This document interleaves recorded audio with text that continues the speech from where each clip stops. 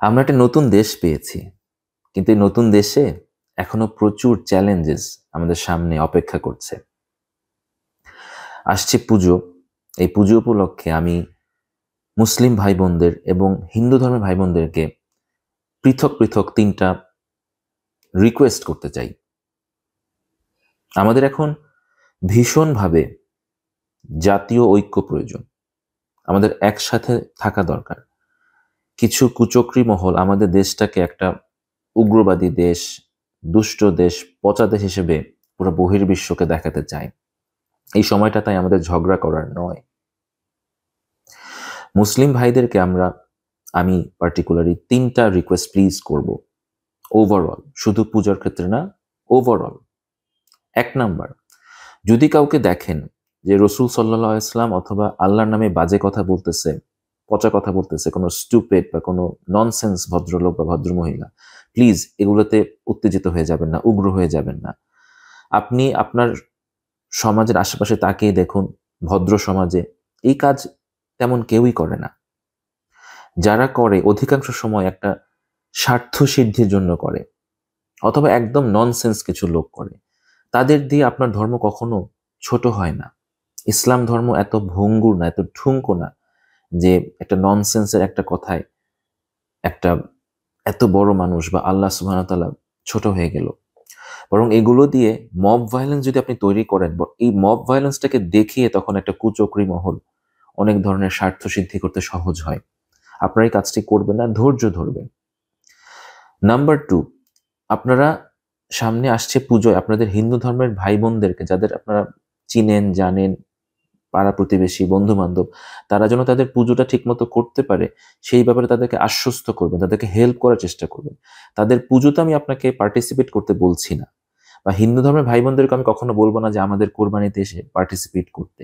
আমি জাস্ট বলছি তাদের ধর্মটাকে তাদেরকে পালন করতে দিন, তাদেরকে আশ্বস্ত করুন, এটা নিয়ে লিখুন, এটা নিয়ে কথা বলুন যে আমরা আমাদের দেশের হিন্দু ধর্মের ভাই বোনদেরকে প্রোটেক্ট করতে চাই, তাদের পাশে আমরা আছি, তাদের বিপদে আপদে আমরা সব সময় পাশে থাকব। থার্ড যে কাজটা আপনারা করবেন না, সেটা হচ্ছে কোনো একটা দাবি দেওয়া আপনাদের থাকতে পারে, কোনো একটা মতবাদ বা এনিথিং, সেটার জন্য অধৈর্য হয়ে যাবেন না। আপনাদের কাছে মেজর টাকা পয়সা নাই, মিডিয়া সাপোর্ট নাই, আপনারা বিভিন্ন গ্রুপ একে অপরের সাথে মারামারি করেন। এরকম একটা অবস্থায় এই দেশে আপনারা যে সকল জিনিস করতে চান 1 দিনে 2 দিনে, এটা আসলে কখনোই সম্ভব না। আপনারা যদি একটু বৈশ্বিক পলিটিক্স বুঝতেন, বা যদি একটু কমন সেন্স অ্যাপ্লাই করতেন, তাহলে আপনারা এরকম হঠাৎ করে বিভিন্ন জিনিস চাইতেন না। যে কোনো জিনিস আপনাদের দাবি দেওয়া থাকবে। আমাদের এখন একটা স্বাধীন দেশ, আমরা সবাই কথা বলতে পারছি, বাট আমাদের সবারই আরেকটু ধৈর্য প্রয়োজন, আরেকটু স্ট্র্যাটেজিক হওয়া প্রয়োজন। ওয়ার্ডটা খেয়াল করেন, আরেকটু স্ট্র্যাটেজিক হওয়া প্রয়োজন। একটা জিনিস চাইলেই হয় না, আপনাকে বুঝতে হবে যে বাংলাদেশের সকল ডিসিশন শুধু বাংলাদেশে হয় না। বাংলাদেশের মাঝে আমেরিকার প্রভাব আছে, ইন্ডিয়ার প্রভাব আছে, চীনের প্রভাব আছে, মিডল ইস্টের প্রভাব আছে, পুরো বিশ্বের একটা প্রভাব আছে, বাট মোস্টলি আমেরিকা, চীন এবং ইন্ডিয়ার প্রভাব আছে। এখানে আপনি একটা জিনিস চাইলেই হঠাৎ করে আপনি পেয়ে যেতে পারবেন না। আপনাদের আরো অনেক বেশি স্ট্র্যাটেজিক হতে হবে।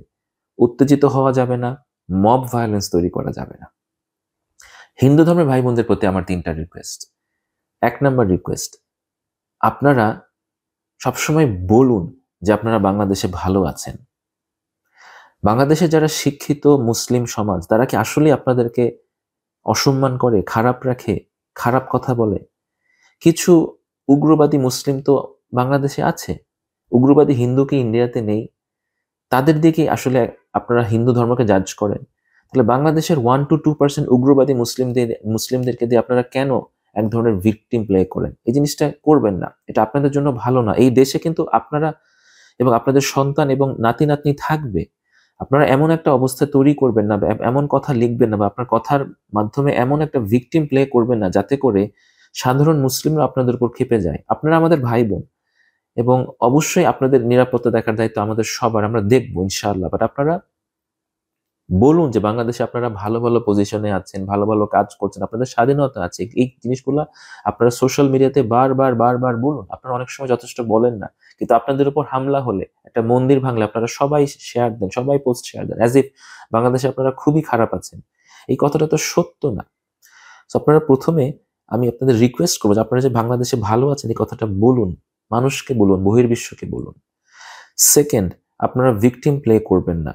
ভিকটিম প্লে করা খুবই খুবই আমি বলবো যে ইনঅ্যাপ্রোপ্রিয়েট একটা কাজ। আমি জানি যে এই দেশে আপনাদের বিভিন্ন সময় বিভিন্ন প্রবলেমের মধ্যে দিয়ে আপনাদের যেতে হয়েছে, আপনাদের নানা রকম কষ্ট হয়েছে, আপনাদের পূর্বপুরুষদেরও হয়েছে, বাট স্টিল আমি বলবো যে ভিকটিম প্লে করে আপনাদের কোনো লাভ হবে না। আপনারা কেউ ভিকটিম প্লে করবেন, আপনারা সবাই করেন তা না, খুব অল্প কিছু মানুষ হয়তো করে থাকে, বাট সেটার প্রতিবাদ আপনারা করুন। আর লাস্ট আমি যে জিনিসটা বলবো যে আপনারা উল্টোপাল্টা পোস্ট শেয়ার দিবেন না। একটা জায়গায় মন্দির ভাঙা হলো, একটা জায়গায় এই হলো, আমরা জানি জিনিসগুলো খুব খারাপ, কিন্তু আসলেই মন্দির কে ভাঙে আমরা কি জানি?